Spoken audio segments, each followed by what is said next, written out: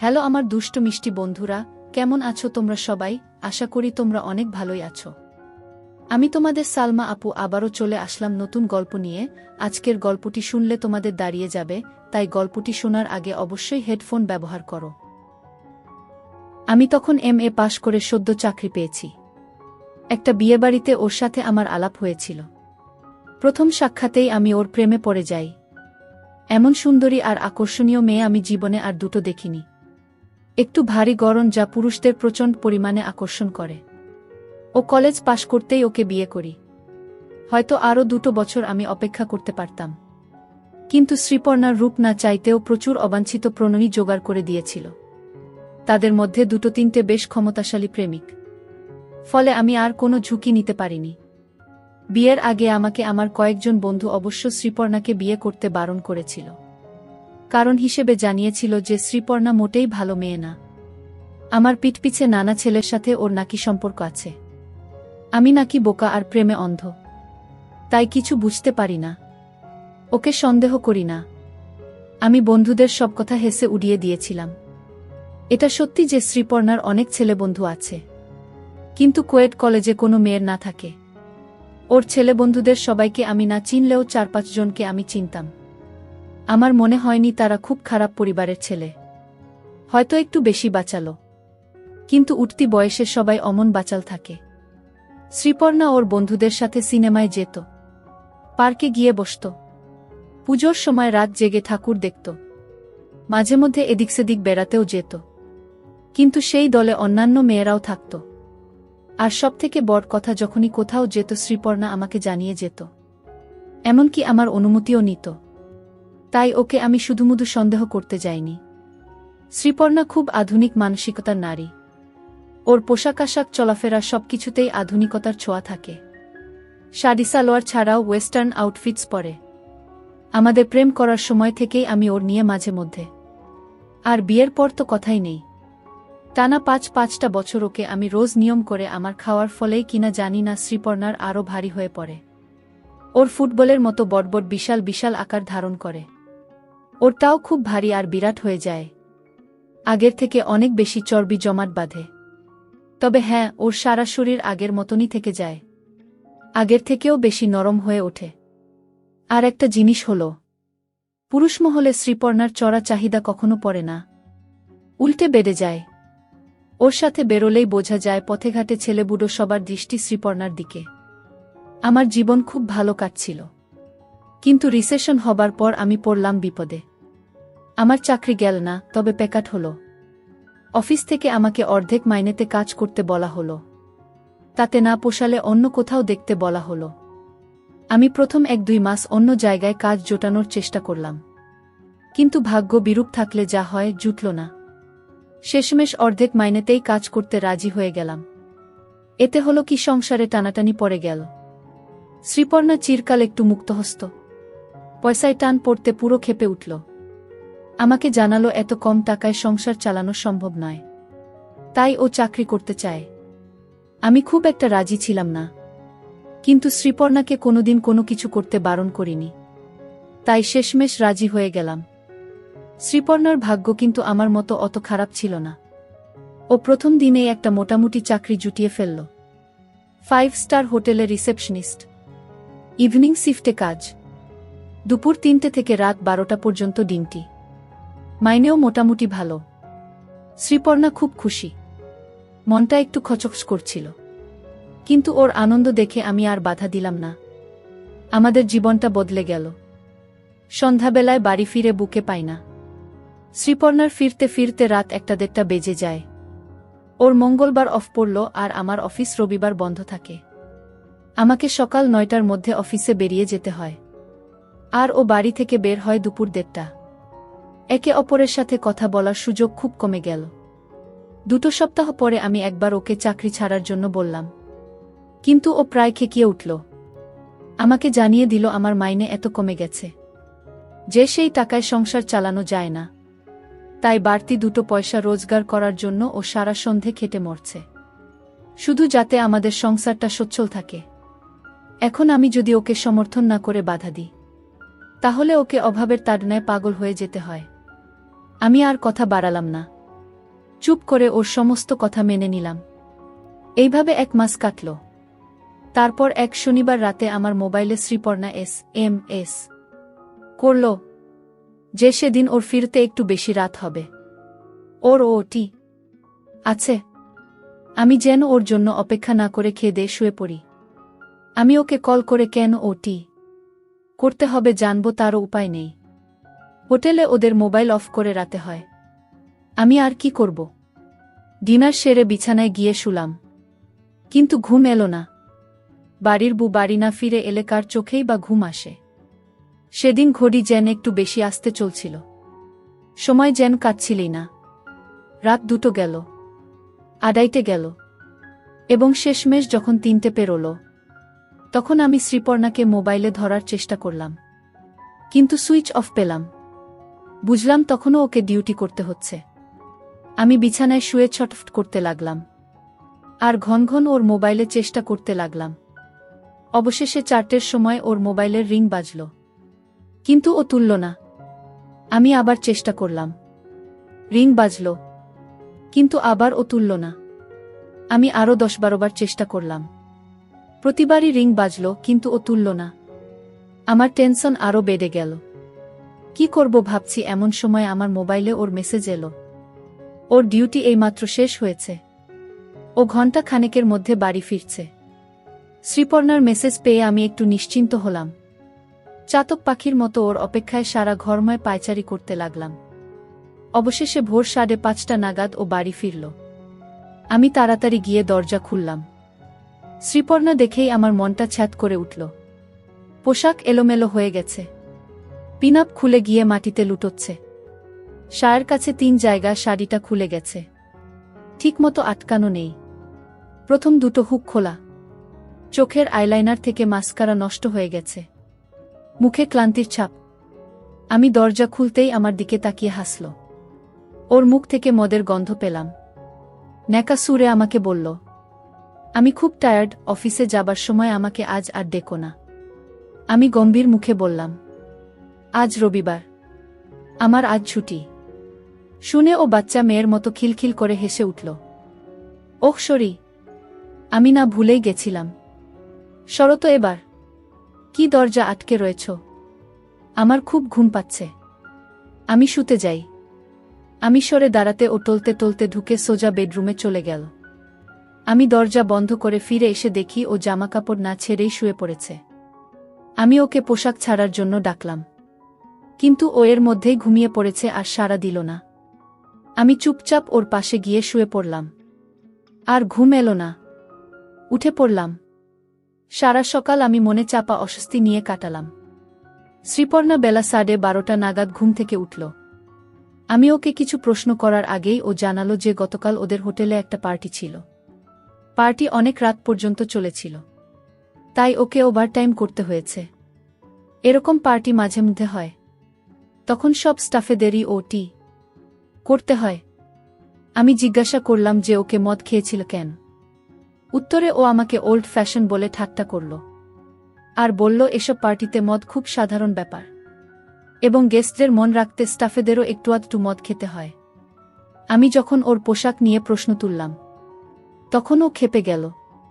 বলল যে আমি খুব সংকীর্ণ মনের মানুষ। সারা রাত পার্টিতে খেটে খেটে ওর ড্রেস নষ্ট হয়ে গিয়েছিল। কিন্তু আমি তো সেসব বুঝতে চাইব না। আমার ধান্দা শুধু বুকে সন্দেহের চোখে দেখা। শ্রীপর্ণার মুখঝামটা খেয়ে আমি চুপ করে গেলাম। তারপর ও দুপুর 2টো নাগাদ ডিউটিতে চলে গেল। এভাবে আরও 2 মাস কাটল। আমি সকালবেলায় অফিস চলে যাই আর শ্রীপর্ণা দুপুরে বেরো। আমি সন্ধে নাগাদ বাড়ি ফিরে আসি, আর শ্রীপর্ণার ফিরতে ফিরতে রাত 2টো হয়। ওদের হোটেলে যখন পার্টি থাকে, তখন ও ফিরতে আরও দেরি করে। ভোর 5টা-6টা বেজে যায়। প্রতিবারই ও মদ খেয়ে ফেরে, মাঝে মধ্যেই মাত্রা বেশি হয়ে যায়। ফেরার সময় ওর পোশাক আশাকও ঠিক থাকে না। কিছুদিন যাবত ওর ড্রেসিং সেন্সেও পরিবর্তন এসেছে। আজকাল ও বেশ খানিকটা খোলামেলা জামাকাপড় পরে হোটেলে যায়। মাঝে সাঝেই ছোট ছোট দেখানো ওয়েস্টার্ন আউটফিটস পরে। আমি কিছু বলতে গেলে আমাকে সেকেলে বলে দাবড়ে চুপ করিয়ে দেয়া। আমি আর কি করব? বইয়ের মুখঝামটা খেয়ে চুপ করে যাই। পাড়া প্রতিবেশীতে নানা লোকে নানা কথা বলে, কিছু কানে আসে, কিন্তু কিছু করার নেই।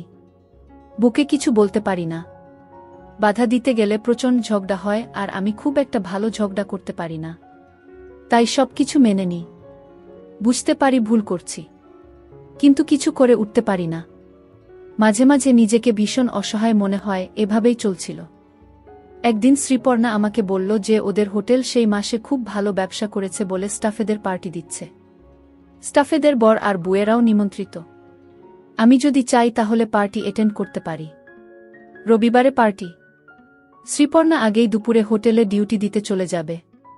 আমাকে পরে সন্ধ্যা 9টা নাগাদ যেতে হবে। আমার খুব একটা ইচ্ছা ছিল না, তাও পার্টিতে যেতে রাজি হয়ে গেলাম। কথাম তো রবিবার শ্রীপর্ণা সেজেগুজে দুপুর 2টোর সময় হোটেলে বেরিয়ে গেল। স্টাফেদের পার্টি, তাই অন্যদিনের থেকে একটু অন্য ধরনের সাজল। একটা পাতলা ছোট মিনি স্কার্ট পরল। পাতলা কাপড় দিয়ে ওর বোঝা যাচ্ছিল। মুখে ভালো করে মেকআপ ঘষল। পায়ে হাই হিলস পরল। ওর ভারী ছোট্ট খোলামেলা পোশাকটা দিয়ে বেরিয়ে আসতে লাগল। আমি কিছু বলতে চাইছিলাম, কিন্তু মুখ খোলার সাহস হল না।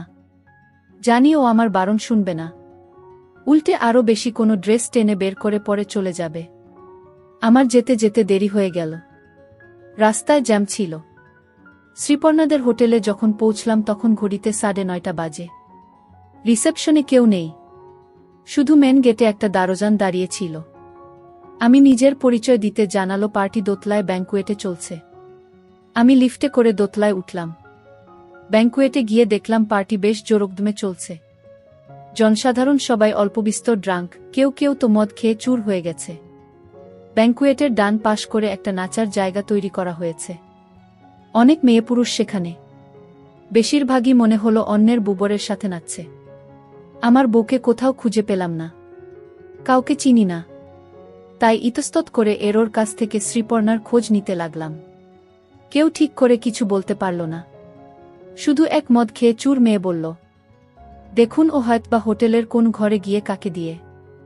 মেয়েটার কথা শুনে আমি হকচকিয়ে গেলাম। মনটাও ধরাস করে উঠল। যত রাজ্যের কুচিন্তা মনের ভিতর এসে বাসা বাঁধল। আমি আর দেরি না করে আরও ভালো করে বউয়ের খবর নিতে শুরু করলাম। কিন্তু আর কেউ কিছু বলতে পারল না। আমি আর কি করব? ব্যাংকুয়েটের এক কোণে চুপ করে দাঁড়িয়ে আমি বউয়ের অপেক্ষা করতে লাগলাম। আর উল্টোপাল্টা ভাবতে লাগলাম। প্রায় আধ ঘন্টা বাদে পিছন দিকের দরজা দিয়ে শ্রীপর্ণাকে ব্যাংকুয়েটে ঢুকতে দেখলাম। ওর ঠিক পিছন পিছন একটা মাঝবয়সী লোক ঢুকলেন। লোকটার মুখে চওড়া হাসি, যেন দিগ্বিজয় করে এসেছেন। ঢুকেই শ্রীপর্ণা সোজা বারের দিকে এগিয়ে গেল। আমিও বারের দিকে পা বাড়ালাম। ভিড় কাটিয়ে ওর হাত 20 দূরত্বে গিয়ে দেখি বারের টেবিলে ঠেস দিয়ে শ্রীপর্ণা একটা বছর 30-এর ছেলের সাথে ঘনিষ্ঠভাবে হেসে হেসে গল্প করছে। ছেলেটার একটা হাত শ্রীপর্ণা কিছু বলছে না, উল্টে উপভোগ করছে। দুজনের হাতেই মদের গ্লাস। আমি সোজা গিয়ে শ্রীপর্ণার সামনে দাঁড়ালাম। আমাকে দেখে শ্রীপর্ণা হাসল। ওর মুখ থেকে ভকভক করে মদের গন্ধ বেরোল। এই যে তুমি এসে গেছ, আলাপ করিয়ে দি। এ হলো আমার কলিগ বিজয়, আর এটা আমার হাসব্যান্ড। বিজয় আমাকে হাই জানালো। আমি উত্তর দিলাম না। জানো বিজয়টা না খুব পাজি, খালি অসভ্যতা করে। সুযোগ পেলেই হাত দেয়। তুমি একটু ওকে বকে দাও তো। শ্রীপর্ণা, তুমি এত শুধু আমি কেন যে কেউ তোমার হাত দিতে চাইবে? যা, কি যে বলো। আমি আবার কোথায় আগুন? কি বলছো কি শ্রীপর্ণা? তোমার মতো মেয়ে আমি দুটি দেখিনি। তোমার দোকানপাট দেখলে মাথা খারাপ হয়ে যায়। দেখছো ছেলের মুখের ভাষা দেখছো? পাজি, অসভ্য। আমার বরের সামনে আমার সাথে ফ্লার্ট করতে তোমার লজ্জা করে না? এই তুমি ওকে আচ্ছা করে বকে দাও তো গু। সরি দাদা, দোষ নেবেন না। শ্রীপর্ণাকে দেখলে সত্যি সামলানো যায় না। এই দেখুন আপনার আগুন বউয়ের সাথে কথা বলতে বলতে আমার কেমন ফুলে উঠেছে, বলে বিজয় তার উপর ফুলে ওঠার দিকে ইশারা করল। ছোটলোক, খালি আমার দেখা, কিন্তু নিজেরটা তো কোনোদিন দেখালে না। স্বার্থপর, বলে শ্রীপর্ণা বিজয়ের উপর হাত রাখল। এখানেই দেখবে নাকি আলাদা নিরিবিলিতে যাবে? চলো। ওদের দুজনের সাহস দেখে আমি একেবারে হতবাক হয়ে গেলাম। আমার সামনে এমনভাবে কথা বলছে যেন আমার কোনো অস্তিত্বই নেই। শ্রীপর্ণা বিজয়ের কাঁধে হাত রাখল আর বিজয় সঙ্গে সঙ্গে ওর এক হাত দিয়ে অল্প টলতে টলতে শ্রীপর্ণা বিজয়ের সাথে বার ছেড়ে বেরিয়ে গেল। আমি ওখানে বোকার মতো দাঁড়িয়ে রইলাম। নির্বাক হয়ে দেখলাম আমার বউ আমাকে ফেলে একটা পরপুরুষের সাথে আমার চোখের সামনে দিয়ে চলে গেল। কি যে করব কিছুই বুঝতে পারলাম না। আমার মাথা কাজ করছিল না। কতক্ষণ ওভাবে দাঁড়িয়েছিলাম জানি না। যখন বুঝতে পারলাম কি ঘটতে চলেছে, তখন আর দাঁড়িয়ে সময় নষ্ট করলাম না। বার থেকে বেরিয়ে সোজা ওরা যে পথে গিয়েছিল সেই পথে পা বাড়ালাম। পিছনের দরজা দিয়ে, যেটা দিয়ে শ্রীপর্ণা ঢুকেছিল, সেটা দিয়ে ব্যাংকুয়েট থেকে বেরোলাম। কিন্তু বেশি দূর অগ্রসর হতে পারলাম না। হোটেলের কোনো কিছু চিনি না। কোথায় যাব? কিছুক্ষণ ধরে এদিক সেদিক খোঁজাখুঁজি করে কোথাও কাউকে না পেয়ে হতদম হয়ে আবার ব্যাংকুয়েটেই ফিরে এলাম। ব্যাংকুয়েটের বারে গিয়ে দাঁড়ালাম। আমি ড্রিঙ্ক করি না। অন্ধকারে এক কোণে চুপ করে দাঁড়িয়ে থাকলাম। প্রায় 1 ঘন্টা দাঁড়ানোর পর আবার শ্রীপর্ণাকে দেখলাম। পিছনের দরজাটা দিয়ে ঢুকল। ওরা বারের দিকেই এগিয়ে আসলো। বারে এসে আমার ঠিক বিপরীত কোণে গিয়ে দাঁড়াল। বারের হালকা আলো দেখতে পেলাম শ্রীপর্ণার ড্রেস ইতিমধ্যেই ভালো রকম নষ্ট হয়ে গেছে। শুধু বোতাম নয়, হঠাৎ লক্ষ্য করলাম শ্রীপর্ণার পরা পকেট থেকে ঝুলছে। বুকে এমন অবস্থায় দেখে আমি একদম হতভম্ব হয়ে গেলাম। আমার গা হাত পা কাঁপতে লাগল। ওরা বেশ জোরে জোরে কথা বলছিল। কিছু আমার কানে ভেসে এলো, তোমার বরকে কোথাও দেখতে পাচ্ছি না। কে জানে কোথায় পড়ে আছে। তোমার বর তোমাকে কিছু বলে না? বললেই বা শুনছেটা কে? কিছু মাইন্ড করে না? করলে করবে, আমি কেয়ার করি না। এমনিতেও ও একটা মেরুদণ্ডহীন লোক। আমি বেশি পাত্তা দিই না। সেটা তো দেখতেই পেলাম, যেভাবে আমার সাথে বেরিয়ে এলে। বেচারা পুরো ভ্যাবাচাকা খেয়ে গেছিল।